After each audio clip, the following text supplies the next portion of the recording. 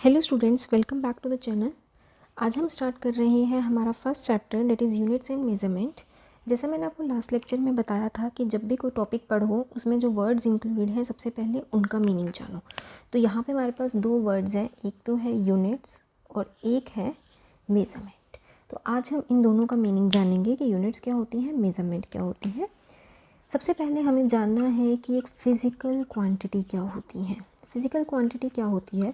जब भी हम किसी फ़िज़िकल फिनोमिना को मेज़र करते हैं, वहाँ से जो हमें नंबर ऑब्टेन होता है उसे हम फ़िज़िकल क्वांटिटी कहते हैं। ठीक है, फ़िज़िकल क्वांटिटी को हम दो तरह से जो है डिफ़ाइन कर सकते हैं। एक तो हम ये बता सकते हैं कि हाउ इट इज़ मेज़र्ड, उसे हम मेज़र कैसे कर सकते हैं, या हम ये बता सकते हैं कि हम बाकी मेज़रमेंट से उसे कैसे कैलकुलेट कर सकते हैं। That is how it is calculated from other measurements. ठीक है, तो इसके अकॉर्डिंग हमारी फ़िज़िकल क्वांटिटी की डेफिनेशन क्या बनेगी? फ़िज़िकल क्वांटिटी की डेफिनेशन हो जाएगी कि वो सब क्वांटिटीज़ जिन्हें हम डायरेक्टली या इनडायरेक्टली मेज़र कर सकते हैं। डायरेक्टली कौन सा हुआ, how it is measured. Indirectly क्या हुआ, how it is calculated from other measurements. ठीक है, जिन्हें हम डायरेक्टली या इनडायरेक्टली मेज़र कर सकते हैं और जिसकी हेल्प से हम फिज़िक्स के लॉज को मैथमेटिकल फॉर्म में एक्सप्रेस कर सकते हैं, उन्हें हम बोलते हैं फ़िज़िकल क्वांटिटी। तो फिज़िकल क्वांटिटी जो है ये हमारे फिज़िक्स के बिल्डिंग ब्लॉक्स हैं। क्लियर? अगर हम डायरेक्ट मेज़रमेंट कर रहे हैं तो उन्हें हम बोलते हैं बेस और फंडामेंटल क्वांटिटीज़। ठीक है, और अगर हम उन्हें कैलकुलेट कर रहे हैं तो उन्हें हम बोलते हैं डिराइव्ड क्वांटिटीज़। ठीक है, तो जो बेस और फंडामेंटल फिज़िकल क्वांटिटीज़ होती हैं वो बेसिकली इंडिपेंडेंट होती हैं, किसी भी क्वांटिटी के ऊपर डिपेंड नहीं करती। लेकिन जो डिराइव्ड क्वांटिटीज़ होती हैं वो हमारे बेस या फंडामेंटल क्वांटिटीज़ के ऊपर डिपेंड करती हैं। ठीक है, अगर इनके एग्जांपल्स की हम बात करें तो बेस या फंडामेंटल क्वांटिटी का एग्जांपल आप दे सकते हो, जैसे लेंथ, टाइम। ठीक है, तो बेसिकली हमारी जो फंडामेंटल क्वांटिटीज़ होती हैं वो 7 होती हैं इन नंबर। कौन कौन सी होती हैं? Length, mass, time, electric current, temperature, amount of substance and luminous intensity. उनके बारे में हम नेक्स्ट टॉपिक है वो हमारा, वो हम पढ़ेंगे। ठीक है, एंड इनके अलावा जितनी भी फिजिकल क्वांटिटीज़ हैं, जैसे फोर्स हो गई, एक्सेलरेशन हो गई, स्पीड हो गई, ठीक है, या फिर आपका कैपेसिटेंस हो गया, पोटेंशियल हो गया, ठीक है, ये सब जो है वो हमारी होती हैं डिराइव्ड। ठीक है, जैसे हमने बोला कि डिराइव्ड को हम कैलकुलेट कर सकते हैं। तो हम कैसे कैलकुलेट कर सकते हैं? जैसे हमें पता है कि स्पीड क्या होता है, distance upon time. Distance is basically length. तो यूजिंग दिस फार्मूला हम डिस्टेंस और टाइम, क्योंकि हमारी फंडामेंटल क्वांटिटीज़ हैं, तो उन फंडामेंटल क्वांटिटीज़ का रिलेशन से हम जो है अपने स्पीड को कैलकुलेट कर सकते हैं। ठीक, तो अब हम बात करेंगे कि यूनिट्स क्या होती हैं। यूनिट्स क्या होती हैं? जैसे सपोज़ मैंने बोला कि मैं A टू B मैंने ट्रैवल किया। ठीक है, इस ट्रैवल में मैंने डिस्टेंस जो है वो 5 कवर किया। ठीक है, और इसमें जो मुझे टाइम लगा, ये तो है डिस्टेंस, टाइम जो मुझे लगा वो मुझे लगा 10। क्या ये बात सही है? थोड़ी सी अपनी कॉमन सेंस से सोचो। नहीं, क्यों? क्योंकि मुझे 5 के साथ कुछ बताना पड़ेगा।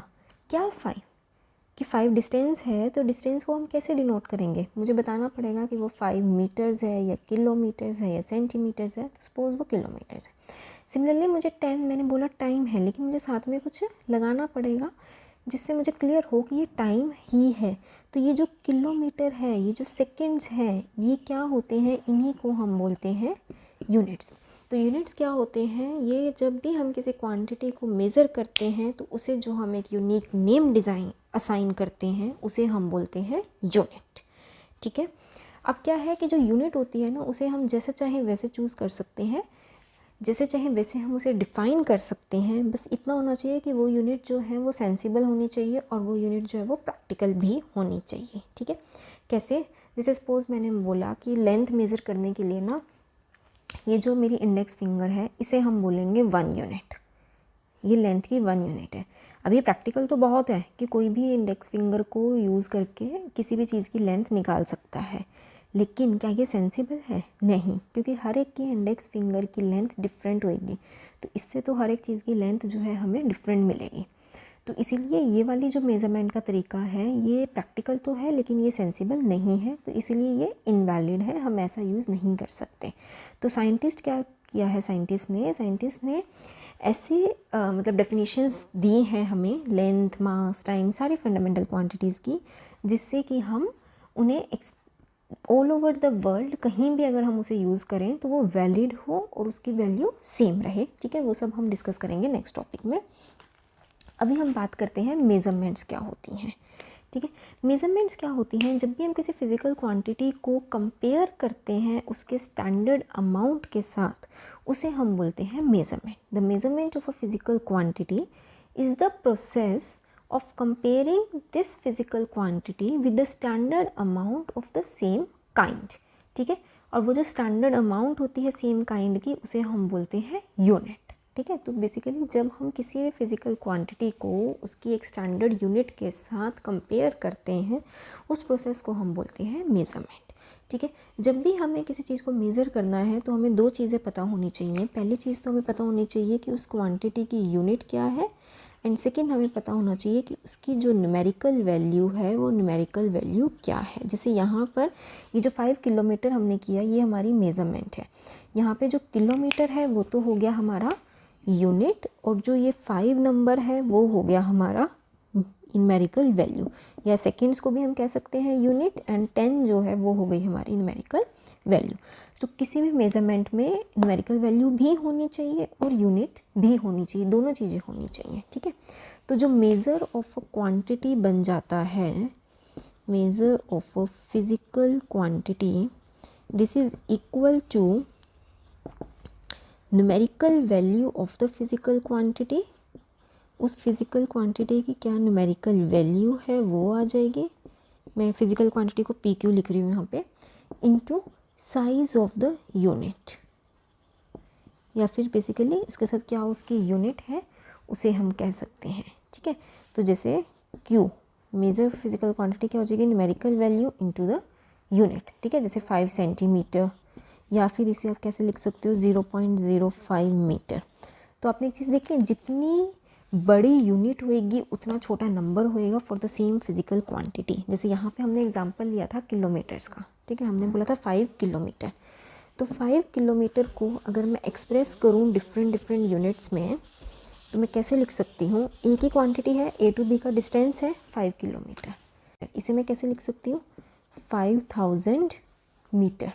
ठीक है, तो आपने क्या देखा कि जितनी बड़ी यूनिट होएगी उसके साथ नंबर उतना ही छोटा होएगा for the same physical quantity, that is n is basically inversely proportional to u, where n is numerical value of physical quantity and u is the size of the unit।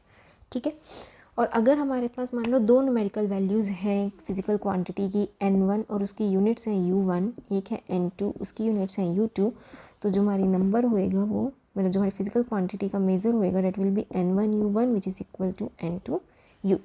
मतलब अगर हमारी unit change हो रही है तो हमारा number भी change होगा। ठीक है, ये बात हुई हमारी मेज़रमेंट की। अभी हम यूनिट्स को ही थोड़ा और डिटेल में करेंगे। तो देखो यूनिट्स में सेम, फिर फिज़िकल यूनिट क्या होती है, the standard amount of a physical quantity chosen to measure the physical quantity of the same kind is called a physical unit. ठीक है, कि हम कोई भी जो स्टैंडर्ड अमाउंट चूज़ करते हैं फिज़िकल क्वांटिटी का, जिससे हम उस फिज़िकल क्वांटिटी को सेम काइंड के साथ मेज़र कर सकें, उसे हम बोलते हैं फिज़िकल यूनिट। ठीक है, अब फिज़िकल यूनिट है ना, जो उसके कुछ करेक्टरिस्टिक्स होती हैं। क्या करेक्टरिस्टिक्स होती हैं, एक तो ये होना चाहिए कि वो वेल डिफाइंड होनी चाहिए, उसे हम इजीली डिफाइन कर सकें। उसका साइज़ कन्वीनियंट होना चाहिए, वो ना ही ज़्यादा बड़ी होनी चाहिए ना ही ज़्यादा छोटी होनी चाहिए in comparison with the measurable physical quantity. ठीक है, क्योंकि फ़िज़िकल यूनिट क्या है, जो हम बेसिकली स्टैंडर्ड यूज़ कर रहे हैं। ठीक है, तो अगर मान लो मैं मेज़र तो कर रही हूँ किलोमीटर्स में, लेकिन मैंने स्टैंडर्ड चूज़ कर लिया सेंटीमीटर, तो वो ठीक नहीं रहेगा। ठीक है, तो इसलिए हमें क्या है, उसी के कंपैरिजन में ही हमें जो है स्टैंडर्ड के मतलब फ़िज़िकल क्वांटिटी के कंपैरिजन में ही हमें स्टैंडर्ड चूज़ करना है। और क्या होना चाहिए, it should not change with time, it should be easily reproducible, उसे हम ईजिली रिप्रोड्यूस कर सकें। इंडिस्ट्रक्टिबल होनी चाहिए, वो हमारी फ़िज़िकल कंडीशन जैसे प्रेशर, टेम्परेचर, इन सब पे अफेक्ट नहीं होनी चाहिए। इंटरनेशनली एक्सेप्टेबल होनी चाहिए और बहुत ही ईजिली असेसिबल होनी चाहिए। ठीक है, तो ये होती है हमारी एक फ़िज़िकल यूनिट की, जो बेसिकली हमारी स्टैंडर्ड अमाउंट है किसी भी फ़िज़िकल क्वांटिटी की, उसकी करेक्टरिस्टिक्स। नेक्स्ट अब बात आती है सिस्टम ऑफ यूनिट्स की। सिस्टम ऑफ यूनिट्स क्या होता है? यूनिट्स का एक कंप्लीट सेट जिसे हम हर तरह की फंडामेंटल और डिराइव्ड क्वांटिटीज़ को मेज़र करने के लिए यूज़ कर सकते हैं, उसे हम बोलते हैं सिस्टम ऑफ यूनिट्स। अब सिस्टम ऑफ यूनिट्स क्या है? जैसे CGS सिस्टम है, FPS सिस्टम है, MKS सिस्टम है और एक हमारा SI सिस्टम है। ठीक है, CGS सिस्टम में क्या होता है? हमारी लेंथ सेंटीमीटर में, मास ग्राम में, टाइम सेकेंड्स में यूज़ होता है। इसमें क्या होता है? Foot, pound and seconds. इसमें होता है मीटर, किलोग्राम एंड सेकेंड्स। ठीक है, तो ये होती हैं हमारी CGS, FPS and MKS system. CGS और MKS सिस्टम जो है ये दोनों फ्रेंच सिस्टम है और ये दोनों मैट्रिक बेस्ड है। मैट्रिक बेस्ड सिस्टम का मतलब है कि इसमें हम हर एक नंबर को बेसिकली हर एक कन्वर्जन में हम 10 का जो फैक्टर है उसके फॉर्म में हम उसको लिख सकते हैं। ठीक है, जैसे सेंटीमीटर है तो सेंटीमीटर से अगर आपको किलोमीटर में जाना है तो आप उसको कन्वर्ट कर सकते हो, वो सब 10 के फैक्टर्स होते हैं। FPS सिस्टम जो है, फुट पाउंड सेकेंड सिस्टम, ये ब्रिटिश सिस्टम है। ठीक है, और SI सिस्टम भी फ्रेंच सिस्टम ही है। ये हमारी साइंस की हर ब्रांच को कवर करता है। ठीक है, ये इंटरनेशनल सिस्टम ऑफ यूनिट्स है और ये बेसिकली क्या है? हमारे CGS और MKS सिस्टम का ही मॉडर्नाइज्ड एंड एक्सटेंडेड फॉर्म है। ठीक है, तो हम जो है SI सिस्टम को ही यूज़ करते हैं, तो हम SI सिस्टम की ही बात करेंगे। ठीक है, SI सिस्टम में जब भी हमें कुछ भी लिखना है यूनिट्स को तो हम सिंबल्स यूज़ करते हैं। ठीक है, उन सिंबल्स की कुछ मतलब रूल्स होते हैं कि आपने कैसे उन सिंबल्स को यूज़ करना है। वो रूल्स क्या होते हैं? एक तो होता है कि हम सिंबल्स के लिए स्मॉल लेटर्स का यूज़ करते हैं। ठीक है, हमेशा जैसे आपने देखा होगा सेंटीमीटर को हम CM लिखते हैं स्मॉल में, कैपिटल CM नहीं लिखते। ठीक है, सिमिलरली मीटर को स्मॉल m लिखेंगे, कैपिटल M नहीं लिखेंगे। तो जो भी आपको यूनिट्स है आपको उसको स्मॉल लेटर से डिनोट करना है, उसको कैपिटल से नहीं करना। सिंबल्स के साथ आपका कोई भी फुल स्टॉप नहीं आएगा। ठीक है, आप इसको सेंटीमीटर के बाद फुल स्टॉप नहीं लगा सकते। ठीक है, आपको सिंपली M लिखना है, या किलोग्राम है तो किलोग्राम लिखना है, फुल स्टॉप नहीं लगा सकते। थर्डली, सिर्फ वही यूनिट्स कैपिटल लेटर में आएंगी जिनका नेम किसी साइंटिस्ट के नेम के ऊपर रखा गया है, जैसे कि न्यूटन, जूल। ठीक है, तो सिर्फ कूलम, सिर्फ यही जो यूनिट्स है, ऐसी बहुत और यूनिट्स भी हैं, मैं सिर्फ एग्जांपल बता रही हूँ। सिर्फ वही यूनिट्स को हम कैपिटल्स में लिखते हैं, बाकी सब यूनिट्स को हम स्मॉल में ही लिखते हैं। ठीक है, लेकिन जब फुल नेम की हम बात करेंगे, न्यूटन का अगर हमें फुल नेम, हम अगर सिंबल नहीं लिख रहे हम फुल नेम लिख रहे हैं तो वो स्मॉल ही रहेगा, हम उसको कैपिटल N के साथ नहीं लिख सकते। जूल की भी अगर हम सिंबल मतलब सिंबल की बजाय वर्ड्स में लिख रहे हैं तो हम स्मॉल लेटर्स में ही लिखेंगे, कैपिटल्स में नहीं लिख सकते। ठीक है, चाहे वो साइंटिस्ट के नेम पे ही क्यों ना हो। और लास्ट रूल होता है कि जो सिंबल्स हैं वो प्लूरल फॉर्म नहीं ले सकते। ठीक है, जैसे कई बार ना बच्चे क्या करते हैं, किलोग्राम से ना तो किलोग्राम्स ऐसे लिख देते हैं, नहीं, it can take single plural form, वो हमेशा सिंगुलर ही होते हैं, हमेशा kg ही होगा। ठीक है, तो ये हमारे SI यूनिट्स के कुछ रूल्स हैं जो आपको पता होने चाहिए कि हम कैसे लिखते हैं। ठीक है, अब हम बात करेंगे कि जो हमने बोला कि हमारी 7 बेस क्वांटिटीज़ होती हैं, वो हम बात करेंगे कि वो कौन सी 7 बेस क्वांटिटीज़ है हमारे पास। तो हमारी फर्स्ट बेस क्वांटिटी में यहाँ क्वांटिटी लिख रही हूँ, मैं यहाँ उसका SI यूनिट लिख रही हूँ। ठीक है, तो फर्स्ट बेस क्वांटिटी जो है वो होती है हमारी length, then mass, then time, then current, temperature, amount of substance and luminous intensity. ठीक है, ये 7 हमारी बेस या फंडामेंटल क्वांटिटीज़ हैं और इनकी यूनिट्स क्या होती हैं? लेंथ की यूनिट्स होती हैं SI यूनिट्स मीटर, मास की kilogram, seconds ampere, kelvin, mole and candela. ठीक है, बाकी सब जो है वो इन्हीं से ही डिराइव्ड है। क्लियर? अब एक छोटा सा टॉपिक है मैट्रिक प्रीफिक्सेस, या बेसिकली आप इसको एब्रीविएशंस भी कह सकते हो। जैसे हमने बोला ना कि मीटर, सेंटीमीटर, है ना, किलोमीटर, तो ये जो सेंटी, किलो, ये सब है ना, ये सब मेट्रिक प्रीफिक्सेस हैं। ठीक है, ये कैसे होते हैं? 10 टू द पावर 10 के फैक्टर होते हैं। ठीक है, जैसे डेका, हेक्सटो, किलो, मेगा, गीगा। यहीं तक अगर हम बात करें तो डेका को हम डी ए से रिप्रेजेंट करते हैं, एच के कैपिटल एम कैपिटल जी, ये होता है 10 to the power 1, 10 to the power 2, 10 to the power 3, 10 to the power 6 and 10 to the power 9। ठीक है, ये होती हैं हमारी एब्रीवेशंस। सिमिलरली माइनस की पावर में भी होती हैं, वो होती हैं deci, that is 10 to the power -1, then centi 10 to the power -2, then milli 10 to the power -3, then micro 10 to the power -6, nano 10 to the power -9। ठीक है, इनका मतलब क्या है, इनके साथ सेंटी के साथ अगर हमने मीटर लगा दिया then means 10 to the power -2 metres. Milli के साथ हमने मीटर लगा दिया तो millimetre means 10 to the power -3 metre. या अगर हम कहें किलोग्राम मतलब ग्राम्स तो milligrams will be 10 to the power -3 grams. ठीक है, तो इस तरह से जो है ये हमारी एब्रीवेशंस होती हैं। अब आज का लास्ट टॉपिक है हमारा यूनिट कन्वर्जन, कि हम यूनिट्स की कन्वर्जन कैसे करते हैं। ठीक है, जनरली कन्वर्जन आपको न्यूमेरिकल्स में यूज़ होती है। ठीक है, और डेली लाइफ में भी यूज़ होती हैं हमारी कन्वर्जन्स। जैसे सपोज़ मैं कोई रेसिपी बना रही हूँ, ठीक है, तो मैंने उस रेसिपी में देखा कि वहाँ सब कुछ मुझे पाउंड्स में दिया हुआ है, लेकिन मुझे मार्केट में सब कुछ किलोग्राम्स में अवेलेबल होता है। ठीक है, तो मैं अगर मुझे कन्वर्जन्स आती हैं तो मैं ईज़िली उसको कन्वर्ट कर सकती हूँ, मैं अपनी रेसिपी जो है वो कंप्लीट कर सकती हूँ। ठीक है, तो अब किसी भी यूनिट्स में अगर हमें कन्वर्जन करनी है तो कुछ 3 स्टेप्स होते हैं, वो 3 स्टेप्स हम फॉलो करते हैं। ठीक है, क्या है कि जैसे सपोज़ मुझे 90 मीटर्स को किलोमीटर्स में कन्वर्ट करना है। ठीक है, तो सबसे पहले तो ये जानो कि जो हमारी फिजिकल क्वांटिटीज़ होती हैं ना, इन्हें हम वैसे ही ऐड सब्ट्रैक्ट मल्टीप्लाई और डिवाइड कर सकते हैं जैसे कि हम एक अलजेब्राइक इक्वेशन में नंबर्स को करते हैं।